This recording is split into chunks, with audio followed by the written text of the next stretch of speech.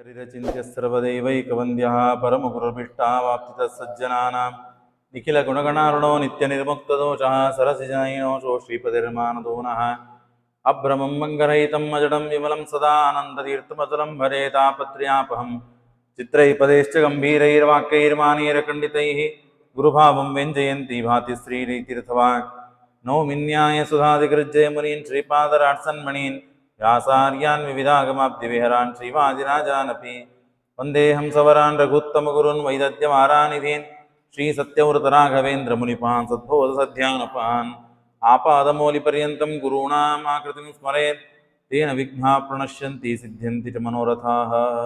ಶ್ರೀ ಗುರುಭ್ಯೋ ನಮಃ. ಹರಿ ಓಂ. ಮಾರ್ಗಶೀರ್ಷ ಮಾಸದಲ್ಲಿ ಮಾರ್ಗಶೀರ್ಷ ಮಾಸ ಇದು ಅತ್ಯಂತ ಪುಣ್ಯಕರವಾದಂತಹ ಮಾಸ. ಅದರಲ್ಲಿಯೂ ಕೂಡ ಇದಕ್ಕೆ ಧನುರ್ಮಾಸ ಅಂತ ಹೆಸರು ಬರ್ತದೆ. ಹಾಗಾಗಿ ಧನುರ್ಮಾಸದಲ್ಲಿ ಮಾಡಿದಂತಹ ಸಾಧನೆಗಳಿಗೆ ಇದ್ದ ಪುಣ್ಯ ಎಷ್ಟು ಅಂತ ಹೇಳಲಿಕ್ಕೆ ಸಾಧ್ಯವಿಲ್ಲ. ಅದನ್ನು ಧನುರ್ಮಾಸ ಮಹಾತ್ಮ್ಯದಲ್ಲೇ ನಾವು ಕೇಳಲಿಕ್ಕೆ ಸಾಧ್ಯ. ಅಲ್ಲಿ ತಿಳಿಸಿಕೊಡ್ತಾರೆ ಪ್ರತಿನಿತ್ಯ ಮಾಡುವ ಕರ್ಮಗಳು ಏನು, ಒಂದೊಂದು ಮಾಸದಲ್ಲಿ ಒಂದೊಂದು ಕರ್ಮ ಮಾಡಬೇಕು ಅಂತ ಇದೆ. ಆಮೇಲೆ ನಿತ್ಯ ಮಾಡುವ ಕರ್ಮ ಎಲ್ಲ ಮಾಸದಲ್ಲಿ ಮಾಡಲಿಕ್ಕೆ ಬೇಕು. ಆದರೆ ಧನುರ್ಮಾಸದಲ್ಲಿ ಮಾಡುವಂತಹ ಕರ್ಮ ಏನು ಅಂತ ಶೌನಕಾದಿಗಳು ಸೂತಾಚಾರ್ಯರನ್ನು ಕುರಿತು ಪ್ರಶ್ನೆ ಮಾಡ್ತಾರೆ. ಸೂತ ಮಹಾಭಾಗ ಸರ್ವಶಸ್ತ್ರ ವಿಶಾರದ ಪುರಾಣಮಖಿಲಂ ವೇತ್ಸಿ ಪರಾಶರ ಪರಾತ್ ಪ್ರಸಾದತಃ. ವೇದವ್ಯಾಸ ದೇವರ ಪ್ರಸಾದದಿಂದ ಎಲ್ಲ ಶಾಸ್ತ್ರಗಳನ್ನು ತಿಳಿದಿದ್ದೀರಿ, ಒಂದು ಎರಡು ಅಂತಲ್ಲ, ಎಲ್ಲ ಶಾಸ್ತ್ರಗಳನ್ನು ತಿಳಿದಿದ್ದೀರಿ. ಸರ್ವೇಷಾಮಪಿ ಮಾಸಾನ, ಎಲ್ಲ ಮಾಸಗಳಲ್ಲಿಯೂ ಕೂಡ ಮಾಹಾತ್ಮ್ಯಂ ತ್ವದ್ಮುಖಾಶ್ರುತಂ, ಎಲ್ಲ ಮಾಸಗಳ ಮಹಾತ್ಮ್ಯವನ್ನು ನಾವು ಕೇಳಿ ತಿಳಿದಿದ್ದೇವೆ ನಿಮ್ಮ ಮುಖದಿಂದಲೇನೆ. ನೀವು ಎಲ್ಲ ವೇದವ್ಯಾಸ ದೇವರ ಅನುಗ್ರಹದಿಂದ ನೀವು ತಿಳಿದಿದ್ದೀರಿ. ನಿಮ್ಮ ಅನುಗ್ರಹದಿಂದ ಎಲ್ಲ ಮಾಸಗಳ ಮಹಾತ್ಮ್ಯವನ್ನು ನಾವು ತಿಳಿದಿದ್ದೇವೆ. ಅದುನ ಇಹ ಮಹಾಭಾಗ ಧನುರ್ಮಾಹಸ್ಯ ಉತ್ತಮಂ. ಈ ಧನುರ್ಮಾಸದ ಉತ್ತಮವಾದ ಮಹಾತ್ಮ್ಯವನ್ನು ನಾವು ಕೇಳಿ ತಿಳಿಬೇಕು ಅಂತ ನಮಗೆ ಅಪೇಕ್ಷಿತವಾಗಿದೆ. ಮಾಸಾನಾಂ ಉತ್ತಮಂ ಪ್ರೋಕ್ತಂ, ಎಲ್ಲ ಮಾಸಗಳಲ್ಲಿ ಉತ್ತಮವಾದ ಮಾಸ ಈ ಧನುರ್ಮಾಸ ಅಂತ ಹೇಳ್ತಾರೆ. ಮಾರ್ಗಶೀರ್ಷಾಭಿಧೆ, ಮಾರ್ಗಶೀರ್ಷ ಮಾಸ ಅಂತ ಇದಕ್ಕೆ ಅಭಿಧ ಹೆಸರು. ತಸ್ಮಿನ್ ಮಾಸೆ ಕಥಂ ಕಾರ್ಯಂ, ದೇವರ ಪೂಜಾದಿ ಕರ್ಮಗಳು ನೈವೇದ್ಯಾದಿಗಳು ಈ ಮಾಸದಲ್ಲಿ ಹೇಗೆ ಮಾಡಬೇಕು. ತಸ್ಮಿನ್ ಮಾಸೆ ಕಥಂ ಕಾರ್ಯ, ಹರೇ ಪೂಜಾ ಮಹಾಮತೆ ಕೈ ದ್ರವ್ಯೈಹಿ, ಯಾವ ದ್ರವ್ಯಗಳಿಂದ ಪೂಜೆ ಮಾಡಬೇಕು, ಏನೇನು ಮಾಡಬೇಕು, ವಿಧಿವಿಧಾನಗಳನ್ನು ತಿಳಿಸಿಕೊಡ್ರಿ ಅಂತಂದರೆ ಸೂತಾಚಾರ ಸಂತೋಷ ಪಡ್ತಾರೆ. ನೀವು ಹರಟಿಯನ್ನು ಹೊಡಿತೀರಿ ಅಂತ ನಾನು ತಿಳ್ಕೊಂಡಿದ್ದೆ. ಇಷ್ಟೊತ್ತೆಲ್ಲ ಪುರಾಣ ಕೇಳಿದಿರಲ್ಲ, ಇಷ್ಟೆಲ್ಲ ಮಾಸಗಳ ಮಹಾತ್ಮ್ಯವನ್ನು ಕೇಳಿದಿರಲ್ಲ, ಬೇಜಾರಾಗಿ ಸ್ವಲ್ಪ ಎಂಟರ್ಟೈನ್ಮೆಂಟ್ ಬೇಕು ನಮಗೆ, ಸ್ವಲ್ಪ ನಮ್ಮ ಆಸಕ್ತಿ ಬೇರೆ ಕಡೆಗೆ ಹೋಗ್ತದೆ ಗಮನ ನಿಮ್ದು ಅಂತ ನಾನು ತಿಳಿದಿದ್ದೆ. ಆದರೆ ಇನ್ನ ಒಂದು ಮಾಸದ ಮಹಾತ್ಮ್ಯವನ್ನು ಕೇಳಬೇಕು ಅಂತ ನೀವು ಅಪೇಕ್ಷೆ ಪಡ್ತಾ ಇದ್ದೀರಿ. ಅಹೋಧನ್ಯ ಜಾತೋ ಅತ್ಯದ್ಭುತ ತ್ವಯಾಧುನ ಯಥೋ ಅದ್ಯ ಹರೇರ್ ಧರ್ಮಾನ್ ಶ್ರೋತುಂ ತುಷ್ಟೋ ತ್ವಯಾಧುನ. ನೀವು ಪರಮಾತ್ಮನ ಮಹಾತ್ಮ್ಯವನ್ನ, ಪರಮಾತ್ಮನ ಪೂಜಾ ಕೈಂಕರ್ಯವನ್ನ ಹೇಗೆ ಮಾಡಬೇಕು ಅಂತ ಕೇಳಿ ತಿಳಿಯುವುದು ಬಹಳ ನಮಗೆ ಹಿತವನಿಸ್ತದೆ. ಹರೀರ್ ಇತಿ ಉಚ್ಚಾರಣ ಏವ ಸರ್ವಪಾಪ ಕ್ಷಯೋ ಭವೆ. ಹರೇ ಅಂತ ಪರಮಾತ್ಮನ ನಾಮವನ್ನ ಉಚ್ಚಾರಣೆ ಮಾಡೋದ್ರಿಂದಲೇನೆ ಎಲ್ಲ ಪಾಪದ ನಾಶವಾಗ್ತದೆ. ಕಿಮುತದ್ ದರ್ಶನ ಶ್ರವಣೆ ಅಂತ ಅದರೊಳಗೆ ಪರಮಾತ್ಮನ ದರ್ಶನ, ಪರಮಾತ್ಮನ ಕಥಾ ಶ್ರವಣ ಇತ್ಯಾದಿಗಳನ್ನು ಮಾಡಿದರೆ ಪಾಪ ಹೋಗುವುದಿಲ್ಲ ಅಂತ ಏನು ಹೇಳಬೇಕು. ಅವಶ್ಯವಾಗಿ ಆ ಪರಮಾತ್ಮನ ಮಹಾತ್ಮ್ಯವನ್ನ, ಪರಮಾತ್ಮನ ದರ್ಶನವನ್ನ ಮಾಡಿಕೊಂಡರೆ ಅವಶ್ಯವಾಗಿ ಎಲ್ಲ ಪಾಪ ನಾಶವಾಗ್ತದೆ. ತಸ್ಮಾತ್ ಸದಾ ನೃಭಿಃಕಾರ್ಯ ತತ್ಸರ್ವೇ ಪುರುಷೈ ಸದಾ.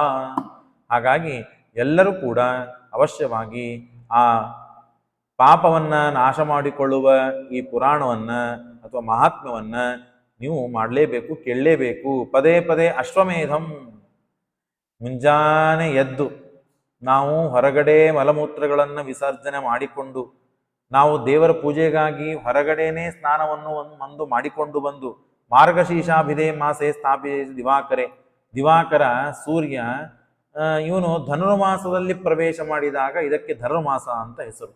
ಮೊದಲಿಗೆ ಧನುರ್ಮಾಸ ಅಂತ ಯಾಕೆ ಬಂತು, ಮಾರ್ಗಶೀರ್ಷ ಮಾಸ ಅಂತ ಹೆಸರಲ್ಲ ಇದಕ್ಕೆ ಅಂದರೆ ಮಾರ್ಗಶೀರ್ಷ ಮಾಸನೂ ಹೌದು, ಧನುರ್ಮಾಸನೂ ಹೌದು. ಯಾಕೆ? ಸೂರ್ಯ ಧನುರಾಶಿಯಲ್ಲಿ ಪ್ರವೇಶ ಮಾಡ್ತಾನೆ. ಹಾಗಾಗಿ ಬಹಳ ಪುಣ್ಯಕರವಾದ ಕಾಲ. ಕೃತ್ವ ಬಹಿರ್ಜಲೆ ದೂರೆ ಮಲಮೂತ್ರಂ ವಿಸರ್ಜಯೇತ್. ಮಲಮೂತ್ರಗಳನ್ನ ಬಹಿರ್ದೇಶದಲ್ಲಿ ವಿಸರ್ಜನೆ ಮಾಡಿಕೊಂಡು ಬಂದು ಮೃತ್ತಿಕಾಗಳನ್ನ ಶೌಚಾದಿಗಳನ್ನ ಮಾಡಿಕೊಂಡು ಯಥಾವಿಧವಾಗಿ ದಂತಧಾವನಾದಿಗಳನ್ನ ಮಾಡಿಕೊಂಡು ಬಹಿರ್ಜಲೆ ತದಾ ಸ್ನಾತ್ವ. ಹೊರಗಿನ ಜಲದಲ್ಲೇ ಮನೆಯೊಳಗೆ ಬಂದು ಮನೆಯ ನೀರು ಸ್ನಾನ ಅಲ್ಲ, ಹೊರಗಡೆನೇ ಸ್ನಾನವನ್ನು ಮಾಡಿಕೊಂಡು ಬಂದು ದೇವಪೂಜಾ ತಥಾ ಕಾರ್ಯ. ಮನೆಯೊಳಗೆ ಬಂದು ತಾನು ಬಾವಿಯೋ ಕೆರೆಯೋ ನದಿನೋ ಏನು ಹತ್ರ ಇರ್ತದೆ ಅಲ್ಲಿ ಸ್ನಾನವನ್ನು ಮಾಡಿ ದೇವರ ಪೂಜೆಯನ್ನ ಗಂಧ ಪುಷ್ಪ ಇವುಗಳಿಂದ ಕೂಡಿಕೊಂಡು ನೈವೇದ್ಯಂ ಚ ಪ್ರದಾತವ್ಯಂ. ದೇವರಿಗೆ ವಿಸ್ತಾರವಾದ ಪೂಜೆಯನ್ನು ಮಾಡಿ ಮುದ್ಗ ಮಿಶ್ರ ತದೋದನಂ, ಮುದ್ಗಾನ್ನವನ್ನು ನೈವೇದ್ಯ ಮಾಡಬೇಕು. ಅಂದ್ರೆ ಹುಗ್ಗಿ ನೈವೇದ್ಯವನ್ನು ಮಾಡಬೇಕು ಧನುರ್ಮಾಸದಲ್ಲಿ. ನವನೀತ ಬೆಣ್ಣೆಯನ್ನ ಪರಮಾತ್ಮನಿಗೆ ಅರ್ಪಣ ಮಾಡಬೇಕು. ನವನೀತಂ ಚ ಅರ್ಪಯಿತ್ವ. ಮತ್ತು ಉದ್ದಿನ ಬೇಳೆಯ ಪದಾರ್ಥಗಳನ್ನ ಪರಮಾತ್ಮನಿಗೆ ನೈವೇದ್ಯ ಮಾಡಬೇಕು. ವೇಷ್ಟಗಿತ್ವ ತಯೋಪಸ್ಕರಿ ಸಂಯುತಂ ನವಾಕಾಶಂ ತಥಾ ಭಕ್ಷಾನ್. ಇನ್ನ ಹೊಸದಾದ ಪಲ್ಯಗಳನ್ನ ತರಕಾರಿಗಳನ್ನ ಪರಮಾತ್ಮನಿಗೆ ಮಾಡಿ ನೈವೇದ್ಯ ಮಾಡಬೇಕು. ದಧಿಕಂಡ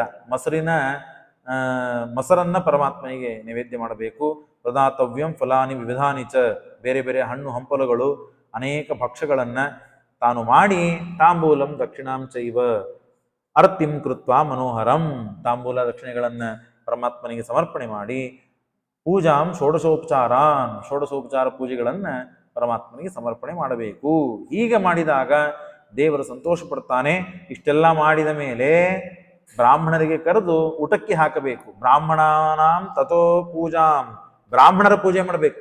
ಮೊದಲಿಗೆ ದೇವರ ಪೂಜೆ, ಅನಂತರದಲ್ಲಿ ಬ್ರಾಹ್ಮಣರ ಪೂಜೆ. ಮೊದಲಿಗೆ ದೇವರ ಪೂಜೆ, ಅನಂತರದಲ್ಲಿ ಬ್ರಾಹ್ಮಣರ ಪೂಜೆ. ಬ್ರಾಹ್ಮಣರ ಪೂಜೆ ಆದ ಮೇಲೆ ಯಥಾಶಕ್ತ ಪ್ರಕಲ್ಪಯೇತ್. ತನ್ನ ಶಕ್ತಿಯನುಸಾರವಾಗಿ ತಾನು ಮತ್ತೆ ಬ್ರಾಹ್ಮಣರಿಗೆ ಊಟಕ್ಕೆ ಹಾಕಬೇಕು. ಊಟಕ್ಕೆ ಹಾಕಿ ದಕ್ಷಿಣಾದಾನಗಳನ್ನ ಕೊಡಬೇಕು. ಬ್ರಾಹ್ಮಣೈ ಸಹ ಭೋಕ್ತವ್ಯಂ. ಅಷ್ಟೆಲ್ಲ ಆದ ಮೇಲೆ ತನ್ನ ಬಂಧು ಬಾಂಧವರಿಂದ ಕೂಡಿಕೊಂಡು ತದನ್ನಂ, ಏನು ದೇವರಿಗೆ ನಿವೇದಿತವಾದ ಅನ್ನ ಇದೆಯೋ ಆ ಅನ್ನವನ್ನ ತಾನು ಊಟ ಮಾಡಬೇಕು. ಮಾಡಿ ಜ್ಞಾನ ಭಕ್ತೈರ್ ಯುತೋ ವಿಪ್ರಾನ್ ಸರ್ವಾನ್ ಪಾಪಾನ್ ಶಿಣೋಶ್ಯತಿ. ಯಾಕೆ ಬ್ರಾಹ್ಮಣರಿಗೆ ಊಟಕ್ಕೆ ಹಾಕಬೇಕು? ದೇವರಿಗೆ ವಿಶೇಷ ಮತ್ತು ಧನುರ್ಮಾಸದಲ್ಲಿ ಮಾಡುವುದರಿಂದ ಪುಣ್ಯ ಅಂತಿದೆ. ದೇವರಿಗೆ ಭಕ್ಷ್ಯಭೋಜ್ಯಾದಿಗಳನ್ನ, ನವನೀತವನ್ನ ಅಥವಾ ಉದ್ದಿನ ಪದಾರ್ಥಗಳನ್ನ, ಪಲ್ಯಕಾಯಿಗಳನ್ನ, ಎಲ್ಲ ವಿಧವಾದ ಮತ್ತು ಜೋಷ್ಯ ಲೇಖ್ಯ ಎಲ್ಲವನ್ನು ಮಾಡಿ ದೇವರಿಗೆ ಸಮರ್ಪಣೆ ಮಾಡಬೇಕು. ಅನಂತರದಲ್ಲಿ ಬ್ರಾಹ್ಮಣರಿಗೆ ಊಟಕ್ಕೆ ಹಾಕಿ ತಾನೇ ಯಾಕೆ ಊಟ ಮಾಡಬೇಕು ಅಂತಂದ್ರೆ ಅದಕ್ಕೆ ಹೇಳ್ತಾರೆ, ಬ್ರಾಹ್ಮಣ ಇವನು ಜ್ಞಾನಿ ಆಗಿರ್ತಾನೆ. ಹಾಗಾಗಿ ಆ ಜ್ಞಾನಿಯು ತಾನು ಭಗವದ್ ಭಕ್ತನಾಗಿರುತ್ತಾನೆ. ಅವನಿಗೆ ನೀವು ಊಟಕ್ಕೆ ಹಾಕೋದ್ರಿಂದ ತಾನು ದೇವರಲ್ಲಿ ಪ್ರಾರ್ಥಿಸಿ ಈ ಮಾಡಿದ ವ್ಯಕ್ತಿ ಇಷ್ಟಾರ್ಥಗಳು ಪರಿಹಾರ ಸಿಗಲಿ, ಎಲ್ಲಾ ಪಾಪಗಳು ನಾಶ ಆಗಲಿ ಅಂತ ದೇವರಲ್ಲಿ ಪ್ರಾರ್ಥನೆ ಮಾಡ್ಕೊಳ್ತಾನೆ. ಅಷ್ಟೇ ಅಲ್ಲದೇನೆ ಸ್ವಯಂ ದೇವರೇ ಆ ಬ್ರಾಹ್ಮಣ ವೇಷೆಯಿಂದ ಬರ್ತಾನೆ. ಬ್ರಾಹ್ಮಣನಲ್ಲಿ ದೇವರ ಸನ್ನಿಧಾನ ಇರ್ತದೆ. ಅನ್ನೇನ ಸರ್ವತೀರ್ಥಾನಿ ಅನ್ನೇನ ಚ ಸರ್ವದೇವತಾ ದಾತವ್ಯಂ ಚೈವ ಚಿತ್ರಾನ್ನಂ. ಅಷ್ಟರಲ್ಲಿ ಚಿತ್ರಾನ್ನ ಕೊಡಬೇಕು. ಧನುರ್ಮಾಸದಲ್ಲಿ ಬೆಣ್ಣೆ, ಚಿತ್ರಾನ್ನ ಮತ್ತು ಎಲ್ಲ ಭಕ್ಷ್ಯಗಳಿಗೆ ಬಹಳ ಪ್ರಾಶಸ್ತ್ಯವನ್ನು ಹೇಳಿದ್ದಾರೆ. ದಾತವ್ಯಂ ಚೈವ ಚಿತ್ರಾನ್ನಂ ವೈಷ್ಣವಾಯ ದ್ವಿಜಾತಯೇ ಭಕ್ಷ್ಯ ಭೋಜ್ಯಯುತಂ ಚೈವ ಸುಹೃತಂ. ಒಳ್ಳೆ ಸುಗಂಧಭರಿತವಾದ ತುಪ್ಪ ಮತ್ತು ನವನೀತಂ ಭಾರೀ ಬೆಣ್ಣಿ ಅದನ್ನು ತೆಗೆದುಕೊಂಡು ಬಂದು ದೇವರಿಗೆ ಏನು ನೈವೇದ್ಯಕ್ಕಿಟ್ಟಿರ್ತಿರೋ ಬ್ರಾಹ್ಮಣಾಯ ಭೋಜಯಿತ್ವ ಸ್ವಯಂ ಭುಕ್ತ್ವಾ ತತಃಪರಂ. ಅನಂತರದಲ್ಲಿ ಎಲ್ಲ ಆದ ಮೇಲೆ ತಾನು ಊಟವನ್ನು ಮಾಡಬೇಕು. ತಾಂಬೂಲಂ ದಕ್ಷಿಣಾಂ ದತ್ವ. ಬ್ರಾಹ್ಮಣರಿಗೆ ತಾಂಬೂಲ ದಕ್ಷಿಣೆಯನ್ನು ಕೊಟ್ಟು ತಾನು ಆಶೀರ್ವಾದವನ್ನು ಮಾಡಿಸಿಕೊಡ್ಬೇಕು ಅವರಿಂದ. ಸ್ವಾಮಿ ನಮಗೆ ಒಳ್ಳೇದಾಗಬೇಕು ಅಂತ ದೇವರಲ್ಲಿ ಪ್ರಾರ್ಥನೆ ಮಾಡಿ ನಮಗೆ ನೀವು ಆಶೀರ್ವಾದ ಮಾಡ್ರಿ. ಏವಂ ಯಃ ಕರೋತೆ. ಹೀಗೆ ಹೇಳಿದ ಪ್ರಕಾರ ಯಾವ ಮನುಷ್ಯ ಮಾಡ್ತಾನೋ ಭಕ್ತ್ಯ ಸರ್ವ ಪಾಪೈ ಪ್ರಮುಚ್ಯತೆ. ಭಕ್ತಿಯಿಂದ ಇದನ್ನೆಲ್ಲ ಮಾಡಿದ ಅಂತಂದ್ರೆ ಎಲ್ಲ ಪಾಪಗಳಿಂದ ಮುಕ್ತನಾಗ್ತಾನೆ. ಇದನ್ನ ದೇವರು ಬ್ರಹ್ಮದೇವರಿಗೆ ಹೇಳ್ತಾ ಇದ್ದಾರೆ. ಹಂಸರೂಪಿಯಾದ ಪರಮಾತ್ಮ ತನ್ನ ಕಮಲದಿಂದ ಹುಟ್ಟಿದ, ತನ್ನ ನಾಭಿ ಕಮಲದಿಂದ ಹುಟ್ಟಿದಂತಹ ಬ್ರಹ್ಮನಿಗೆ ಉಪದೇಶ ಮಾಡ್ತಾ ಇದ್ದಾನೆ.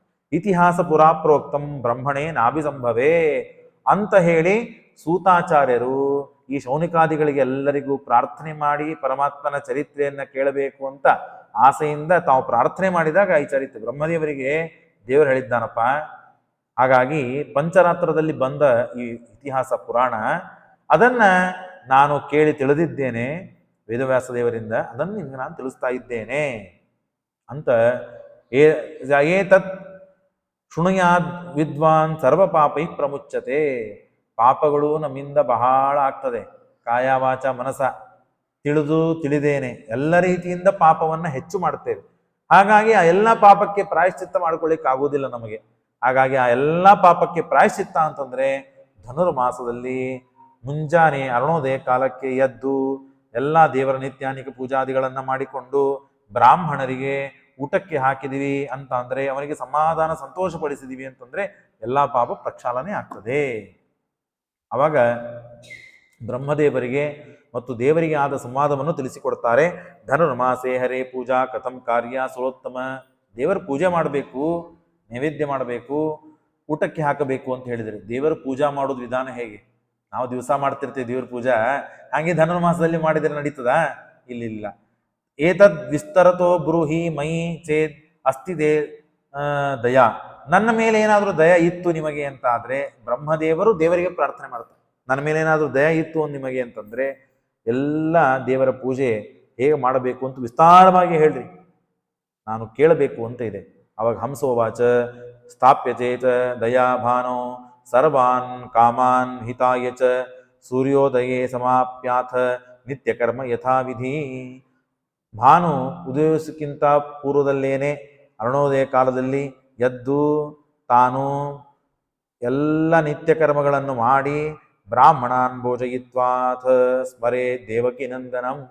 ದೇವಕಿ ನಂದನಾದ ಕೃಷ್ಣನಿಗೆ ತಾನು ಸ್ಮರಣೆ ಮಾಡಬೇಕು. ಪಶ್ಚಾತ್ ಜಪಾದಿಕಂ, ಎಲ್ಲ ಹಿಂದೆ ಹೇಳಿದ ಪ್ರಕಾರ ಆಹ್ನಿಕ ಮಾಡಿ ಬ್ರಾಹ್ಮಣನಿಗೆ ಊಟಕ್ಕೆ ಹಾಕಿ ಅನಂತರದಲ್ಲಿ ಮತ್ತೆ ಜಪಾದಿಗಳನ್ನ ಮಾಡಬೇಕು.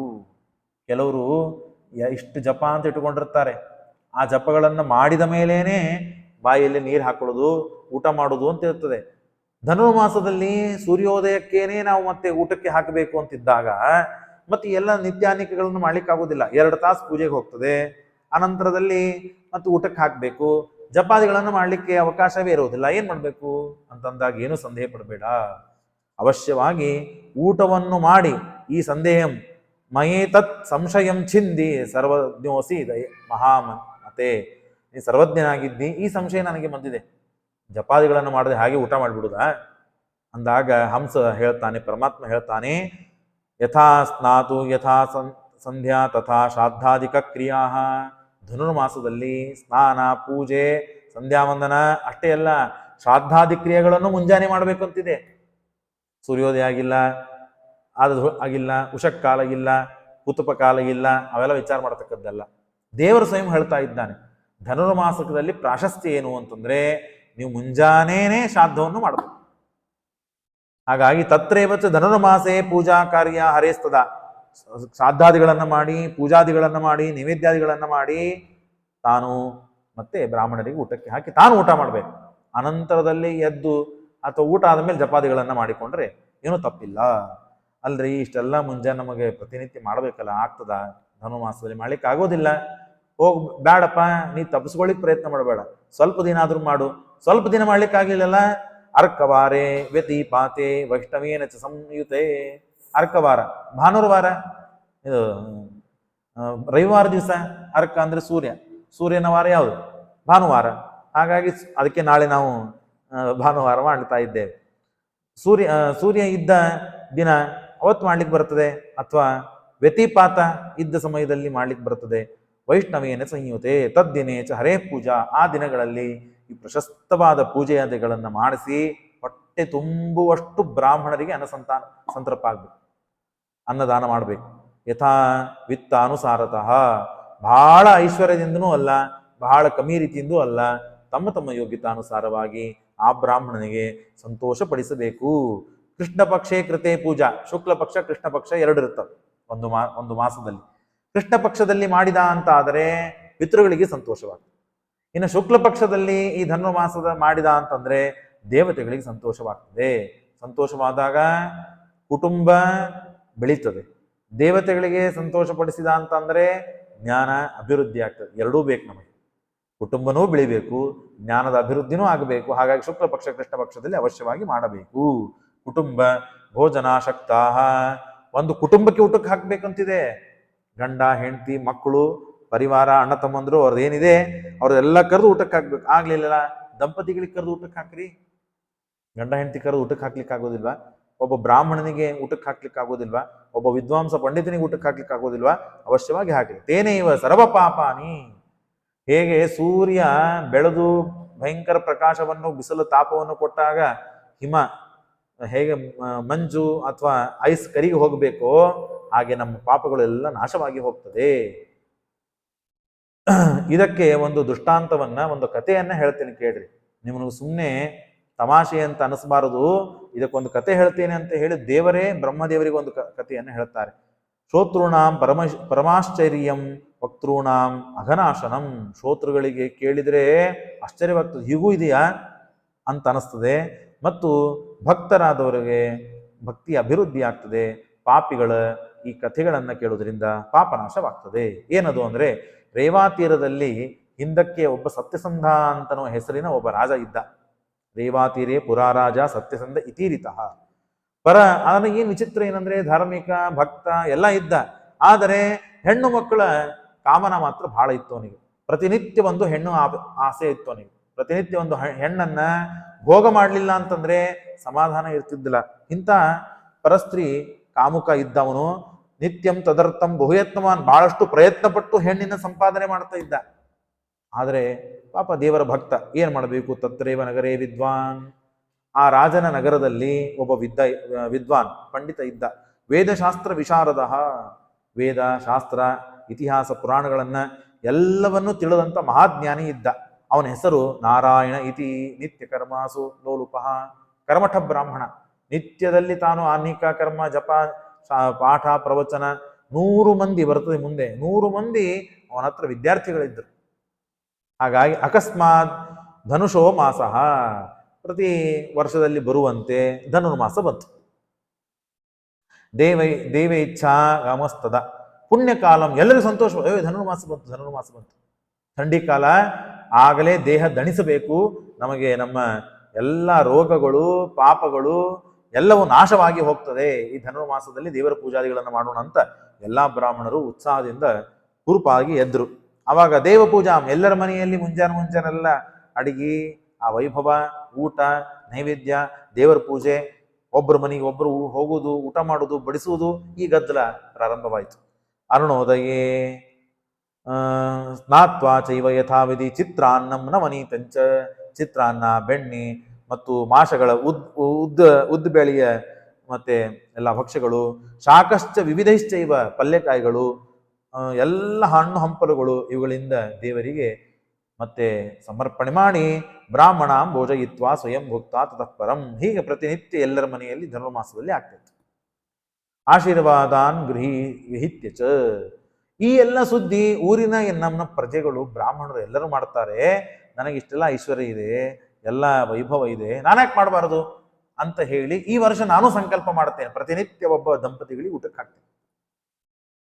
ಬಹಳ ವೈಭವದಿಂದ ಊಟಕ್ಕೆ ಹಾಕಿ ಸಮೃದ್ಧ ನಾನು ದಾನ ಕೊಡ್ತೇನೆ ಅಂತ ಸಂಕಲ್ಪ ಮಾಡಿದ. ಪ್ರತಿನಿತ್ಯ ಒಬ್ಬ ಬ್ರಾಹ್ಮಣರನ್ನ, ಸದ್ಗೃಹಸ್ಥರನ್ನ, ಬ್ರಾಹ್ಮಣರನ್ನ, ವಿದ್ವಾಂಸರನ್ನು ಊಟಕ್ಕೆ ಕರೀತಾ ಇದ್ದ. ಅದರಲ್ಲಿ ಈ ನಾರಾಯಣ ಎಂಬ ಬ್ರಾಹ್ಮಣನಿಗೆ ತಾನು ಊಟಕ್ಕೆ ಹಾಕಬೇಕು ಅಂತ ಅವರ ಮನೆಗೆ ಸ್ವಯಂ ತಾನು ಪತ್ನಿ ಸಮೇತನಾಗಿ ರಥದಲ್ಲಿ ಕೂತು ಬಂದಿದ್ದಾನೆ.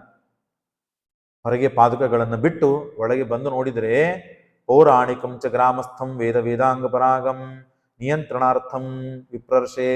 ನಿಮಂತ್ರಣಾರ್ಥಂ, ಆಮಂತ್ರಣಗಾಗಿ ಬಂದ ರಾಜ. ಬಂದಾಗ ನೋಡ್ತಾನೆ, ದೃಷ್ಟ್ವಾ ಶಿಷ್ಯೈ ಶತಸಮನ್ವಿತಂ, 100 ಮಂದಿ ಶಿಷ್ಯರಿಂದ ಕೂಡಿಕೊಂಡು ತಾನು ಇದ್ದ. ಬಹಳ ಸಂತೋಷವಾಯಿತು ಅವನಿಗೆ. ನೋಡಿದ, ಡಿಸ್ಟರ್ಬ್ ಮಾಡಲಿಲ್ಲ, ಪಾಠ ನಡೀತಾ ಇದೆ, ಕಾಯೋಣ ಅಂತ ಕಾಯ್ದ. ಧನುರ್ಮಾಸಸ್ಯ ಅಲ್ಲಿ ಏನ್ ಮಾಡ್ತಾ ಇದ್ರು? ಪ್ರವಚನ ಮಾಡ್ತಾ ಇದ್ರು. ಏನು? ಧನುರ್ಮಾಸ ಮಹಾತ್ಮ್ಯವನ್ನ ಹೇಳ್ತಾ ಇದ್ರು. ಶುಶ್ರಾವ ಅದನ್ನೆಲ್ಲ ಸಂತೋಷದಿಂದ ಕೇಳಿದ, ಭಕ್ತಿಯಿಂದ ಕೇಳಿದ.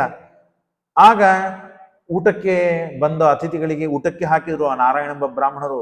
ವಸ್ತ್ರಾಲಂಕಾರಗಳನ್ನು ಕೊಟ್ಟ, ಎಲ್ಲವನ್ನೂ ತಾನು ದಾನ ಮಾಡಿ ತಾನಿನ್ನೇನು ಊಟಕ್ಕೆ ಕೊಡಬೇಕು. ಆವಾಗ ರಾಜ ಮುಂದೆ ಬಂದ. ಅಲ್ಲಿವರೆಗೆ ಪಕ್ಕಕ್ಕೆ ನಿಂತಿದ್ದ. ಇದನ್ನೆಲ್ಲ ಮಾಡುವ ಕರ್ಮಗಳನ್ನು ನೋಡಿದ, ಸಂತೋಷಪಟ್ಟ. ಅಷ್ಟರೊಳಗೇನೆ ಆ ನಾರಾಯಣ ಎಂಬ ಬ್ರಾಹ್ಮಣನ ಹೆಂಡತಿಯನ್ನು ತಾನು ನೋಡಿದ. ನೋಡಿ ಬಹಳ ಸುಂದರಿ, ಆಕೆನ ನೋಡಿ ಮೋಹಿತನಾಗಿದ್ದ. ಮೋಹಿತನಾಗಿ ಆಸೆ ಹುಟ್ಟಿತ್ತು. ಕರೆಯುವುದು ಬಂದಿದ್ದ ಒಳ್ಳೆ ಕರ್ಮಕ್ಕಾಗಿ, ಆದರೆ ಆಸೆ ಕೆಟ್ಟದ್ದು ಮನಸ್ಸಿನಲ್ಲಿ ಬಂತು, ಈಕಿನ್ನ ಭೋಗ ಮಾಡಬೇಕು ನಾನು ಅಂತ. ಆ ಉದ್ದೇಶದಿಂದಲೇನೆ ತಾನು ಬಂದಂತೆ ಆಯ್ತು. ಆದರೆ ಬಂದದ್ದು ಒಳ್ಳೆ ಉದ್ದೇಶದಿಂದ. ಪಾಪ ನೀವು ನಮ್ಮ ನಾಳೆ ಆತಿಥ್ಯವನ್ನು ಸ್ವೀಕಾರ ಮಾಡಬೇಕು, ಧನುರ್ಮಾಸದಲ್ಲಿ ಮುಂಜಾನೆ ಬರಬೇಕು, ರಾತ್ರೋ ಸ್ವಾಪಂ ಮಮಗ್ರೇಹೆ, ನನ್ನ ಮನೆಯಲ್ಲೇನೆ ರಾತ್ರಿ ಬಂದು ಮಲಗಬೇಕು, ಮುಂಜಾನೆ ಮತ್ತು ಬಂದು ನಿಮಗೆ ತೊಂದರೆ ಆಗ್ತದೆ. ಪ್ರತಿನಿತ್ಯ ಬ್ರಾಹ್ಮಣರು ಮುಂಜಾನೆ ಬರ್ತಾ ಇದ್ರು, ಆದ್ರೆ ಇವನಿಗೆ ಮಾತ್ರ ಹೆಂಡತಿ ಮೇಲೆ ದುರಾಸೆಯಿಂದ ರಾತ್ರಿನೇ ಮನೆಗೆ ಬಂದು ಮಲ್ಕೊಳ್ರಿ ಅಂತ ಕರೆದ. ಆಗ್ಲಿ ಅಂತಂದ್ರು ಪಾಪ ಆ ಬ್ರಾಹ್ಮಣರು. ಗೃಹಂ ಜಗಾಮ ತಚ್ಚಿಂತ, ಮನೆಗೆ ಹೋಗಿದ್ದಾನೆ, ಅಕಿನ ಧ್ಯಾನನೇ, ಆ ಬ್ರಾಹ್ಮಣನ ಪತ್ನಿಯ ಧ್ಯಾನನೇ ಮಾಡ್ತಾ ಇದ್ದಾನೆ. ಕದಾ ಸ್ವಯಂ ಸಾಕಂ ಭವೇದಿಹ, ಯಾವಾಗ ಆಕಿನ ಭೋಗ ಮಾಡಿನೋ ಏನೋ ಅಂತ ವಿಚಾರ ಮಾಡ್ತಾ ಇದ್ದಾನೆ. ಆ ತ್ವಯಾಮಾಸ ದೂತೇನೆ, ಸೂರ್ಯಾಸ್ತ ಆಯ್ತು. ಸೂರ್ಯಾಸ್ತ ಆದ ಮೇಲೆ ಬೆಳಗ್ಗೆ ಮುಂಜಾನೆ ಹೇಳಬೇಕು ಅಂತ ದೂತರನ್ನ ಕೊಟ್ಟು ಕಳಿಸಿದ, ರಥವನ್ನ ಕಳಿಸಿದ ಮನೆಗೆ. ಆಗ ಜಗಾಮ ತ್ವರೆಯ ರಾಜನ್, ಆಗ ಹೆಂಡತಿ ಹೇಳ್ತಾನೆ, ನೋಡು ರಾಜ ನಮ್ಮ ಸಲಹೆ ಪಾಪ ರಥವನ್ನು ಕೊಟ್ಟು ಕಳಿಸಿದ್ದಾನೆ, ನಾವು ಮನೆಗೆ ಹೋಗೋಣ ನಡಿ ಅಂತಂದಾಗ ಆಯ್ತು ಅಂತ ಹೆಂಡತಿನೂ ಬಂದ್ಲು. ವಿಪ್ರಂ ದೃಷ್ಟ ಸಪತ್ನೀಕಂ ತದಾ ರಾಜ, ಆಗ ಮೊದಲಿಗೆ ಆ ಬ್ರಾಹ್ಮಣ ಕಂಡ, ಸ್ವಲ್ಪ ಅಸಮಾಧಾನ ಆಯ್ತು. ಆಗ ಹೆಂಡತಿನೂ ಕೊಂಡ್ಲು, ಸಮಾಧಾನಗೊಂಡು ಭಾರಿ ಅವ ರಾತ್ರಿ ಮಲಗಬೇಕಾದ ಯಾವ ರೂಮ್ ಇರ್ತದೋ ವ್ಯವಸ್ಥೆ ಮಾಡಿರ್ತಾನೆ, ಭಾರಿ ವೈಭವದಿಂದ ತಯಾರು ಮಾಡಿರ್ತಾನೆ. ನೀವು ದಂಪತಿಗಳು ಇಲ್ಲೇ ವಿಶ್ರಾಂತಿಯನ್ನು ತೆಗೆದುಕೊಂಡ್ರಿ, ಮುಂಜಾನೆ ಇದ್ದ ಮೇಲೆ ಇಲ್ಲೇ ಸರೋವರ ಇದೆ, ಬಾವಿ ಇದೆ, ಯಾವ್ದು ಬೇಕು ಅಲ್ಲಿ ಸ್ನಾನ ಮಾಡಿ ಆನಿಕವನ್ನು ಮಾಡಿಕೊಳ್ರಿ, ಮುಂದೆ ಪ್ರಸಾದಕ್ಕೆ ನೀವು ಸಿದ್ಧರಾಗಿರಿ ಅಂತ ಇಷ್ಟು ಹೇಳಿರ್ತಾನೆ. ಆಗ್ಲಿ ಅಂತ ರಾತ್ರಿ ಮಲಗಿರ್ತಾರೆ. ಪ್ರಸಾದೇ ಶೈನಂ ಕಾರ್ಯಂ ಸ್ತ್ರೀಯ ಸಹ ಮಹಾಮುನೆ, ನಿಧಾನವಾಗಿ ರಾತ್ರಿಕಿನ ಭೋಗ ಮಾಡಬೇಕು ಅಂತ ಎದ್ದು ಬರ್ತಾ ಇರ್ತಾನೆ. ಆದ್ರೆ ದುರಾಲೋಚನದಿಂದ ಯುಕ್ತನಾದ ಈ ಬ್ರಾಹ್ಮಣನಿಗೆ, ಈ ರಾಜನಿಗೆ ಆ ಬ್ರಾಹ್ಮಣ ಸ್ತ್ರೀಯನ್ನು ಭೋಗ ಮಾಡಬೇಕು ಅಂತ ಕೆಟ್ಟ ಉದ್ದೇಶದಿಂದ ಬರುವ ಸಂದರ್ಭದಲ್ಲಿ ಒಂದು ಸರ್ಪ ಇವನ ಕಾಲಿಗೆ ಕಚ್ಚಿಬಿಡುತ್ತೆ. ಆ ಜಾಗಾಮ ಪದೇ ಪಾದೆ ಸರ್ಪದಷ್ಟೋ ಯದೃಚ್ಛಯ, ಸತ್ಯ ಹೋಗ್ಬಿಟ್ಟ. ಏನೋ ಉದ್ದೇಶ ಇತ್ತು, ಏನೋ ಆಯಿತು, ಆದರೆ ದುರಾಲೋಚನೆಯಿಂದ ಆ ಮಾಡಿದ ವಿಚಾರ ಆ ಸರ್ಪ ಕಡಿತು, ಸತ್ಯ ಹೋದ. ಆವಾಗ ಯಮದೂತರು ಬರ್ತಾರೆ, ಯಮಪಟ್ಟಣಕ್ಕೆ ಕರೆದುಕೊಂಡು ಹೋಗ್ಬೇಕು ಅಂತ ಹೇಳಿ ವಿಷ್ಣುದೂತರು ಬರ್ತಾರೆ. ಬಂದಾಗ ಪರಸ್ಪರ ವಾರ್ತಾಲಾಪವಾಗ್ತದೆ. ಅಜಾಮಿಲನ ಸಂದರ್ಭದಲ್ಲಿ ಕೇಳ್ತಿರಲ್ಲ, ಹಾಗೆ ವಾರ್ತಾಲಾಪವಾಗ್ತದೆ. ಅನೇನ ಧನುಷಾಮಾಸೆ, ಅವಾಗ ಹೇಳ್ತಾರೆ ವಿಷ್ಣುದೂತರು, ನೀವು ಸರಿ ಇಲ್ಲಿಂದ, ನಾವು ವಿಷ್ಣು ಲೋಕಕ್ಕೆ ಕರ್ಕೊಂಡು ಹೋಗ್ಬೇಕು. ಯಾಕೆ? ಧನುರ್ಮಾಸದಲ್ಲಿ ಸತ್ತಿದ್ದಾನೆ. ಅಲ್ಲೋ ದುಷ್ಟ ಅವನು. ಯಾಕೆ ದುಷ್ಟ? ಧನುರ್ಮಾಸದಲ್ಲಿ ಎಷ್ಟೇ ದುಷ್ಟನಿರ್ಲಿ, ಇಷ್ಟು ದಿವಸ ಧನುರ್ಮಾಸದಲ್ಲಿ ಅವನು ಬ್ರಾಹ್ಮಣರಿಗೆ, ದಂಪತಿಗಳಿಗೆ ಊಟಕ್ಕೆ ಹಾಕಿದ್ದಾನೆ. ಸ್ತ್ರೀಯ ಭೋಗ ಮಾಡ್ತಾ ಇದ್ದ, ಪ್ರತಿನಿತ್ಯ ಒಬ್ಬ ಹುಡುಗಿಯನ್ನ, ಒಬ್ಬ ಸ್ತ್ರೀಯರನ್ನ, ಹೆಂಡತಿಯನ್ನ ಕಾಮಕದಿಂದ ಭೋಗ ಮಾಡ್ತಾ ಇದ್ದವನು. ಬೇಕಾದ ಮಾಡ್ಲಿ, ಅವನು ಧನುರ್ಮಾಸದಲ್ಲಿ ದೇವರ ಉತ್ತಮ ಶ್ರೇಷ್ಠವಾದ ಮಾಸದಲ್ಲಿ ತಾನು ತೀರಿದ್ದಾನೆ ಅಂದ್ರೆ ಅವನಿಗೆಲ್ಲ ಮತ್ತು ಪಾಪಗಳು ನಾಶವಾಗಿದೆ. ಅನೇನ ಧನುಷೋ ಮಾಸೆ ಬ್ರಾಹ್ಮಣೀಚ ನಿಮಂತ್ರಣೆ, ಬ್ರಾಹ್ಮಣನಿಗೆ ಒಳ್ಳೆ ಕರ್ಮಕ್ಕಾಗಿ ನಿಮಂತ್ರಣ ಮಾಡಿದ್ದಾನೆ. ತೇನ ಪುಣ್ಯ ಪ್ರಭಾವೇನ, ಊಟಕ್ಕೆ ಹಾಕಿಲ್ಲವನು, ಊಟಕ್ಕಾಗಿ ಆಮಂತ್ರಣ ಕೊಟ್ಟಿದ್ದಾನೆ. ಅಷ್ಟೇ ಅಲ್ಲ, ಹಿಂದೆಲ್ಲ ಊಟಕ್ಕೆ ಹಾಕಿದ್ದಾನೆ. ಹಾಗಾಗಿ ವಿಷ್ಣು ಲೋಕಂ ವಾಪ್ನವಾನ್, ಹಾಗಾಗಿ ಪಶ್ಚಾತ್ತಾಪವನ್ನು ಪಟ್ಟಿದ್ದಾನೆ. ನಾನು ಕೆಟ್ಟ ವಿಚಾರ ಮಾಡಿದ್ದಕ್ಕಾಗಿ ಹಾವು ಕಡಿತು ನನಗೆ ಅಂತ ಸಾಯು ಹೊತ್ತಿ ವಿಚಾರ ಮಾಡಿದ, ಪಶ್ಚಾತ್ತಾಪ ಪಟ್ಟ. ನಾನು ಕ್ಷುದ್ರ ವಿಚಾರ ಮಾಡಬಾರದು ಅಂತ ಬಹಳ ನೊಂದುಕೊಂಡು ಸತ್ತ. ಹಾಗಾಗಿ ಧನುರ್ಮಾಸದಲ್ಲಿ ತೀರಿದ್ದಕ್ಕೆ ಆ ತನ್ನ ಪುಣ್ಯ ಪ್ರಭಾವದಿಂದ ತಸ್ಯ ಪುಣ್ಯಂ ಸವಿಸ್ತಾರಂ ಕಶಕ್ನೋತಿ ದಿವಿವಾ ಭುವಿ, ಹಾಗಾಗಿ ಅವನಿಗೆ ಸ್ವರ್ಗವಾಗ್ತದೆ, ಸ್ವರ್ಗಕ್ಕೆ ಹೋಗೋ ಪುಣ್ಯ ಇದೆ, ಇವನಿಗೆ ಒಳ್ಳೆ ಜನ್ಮವನ್ನು ತಾಳೋ ಪುಣ್ಯವಿದೆ ಅಂತ ಹೇಳುವ ನಮಗೆ ಸಾಮರ್ಥ್ಯನೇ ಇಲ್ಲ. ಎಷ್ಟು ಪುಣ್ಯ ಬರುತ್ತದೋ ಗೊತ್ತಿಲ್ಲ, ಮುಕ್ತಿಯನ್ನೇ ಪಡಿತಾನೆ. ಹಾಗಾಗಿ ಇತ್ಯುಕ್ತ ಪ್ರಯಾದ್ ನೂತಾಹ ವಿಷ್ಣುರ್ಲೋಕನ್ ಮಹರ್ಷಣಂ ತಸ್ಮಾತ್ ಧನುಷೋ ಮಾಸಃ ಸರ್ವಪುಣ್ಯ ಪ್ರದಾಯಕ. ಹೀಗೆ ಧನುರ್ಮಾಸದಲ್ಲಿ ಯಾರು ಮತ್ತೆ ಧನುರ್ಮಾಸದಲ್ಲಿ ಹೇಳಿದ ಪೂಜಾ ವಿಧಿವಿಧಾನವನ್ನು ಮಾಡ್ತಾರೋ ಅವಶ್ಯವಾಗಿ ಎಲ್ಲ ವಿಧವಾದ ಪುಣ್ಯ ಅವರಿಗೆ ಸಿಗ್ತದೆ, ಸಂಪಾದನೆ ಆಗ್ತದೆ ಅಂತ ಹೇಳ್ತಾ ಇದ್ದಾರೆ ಶ್ರೀ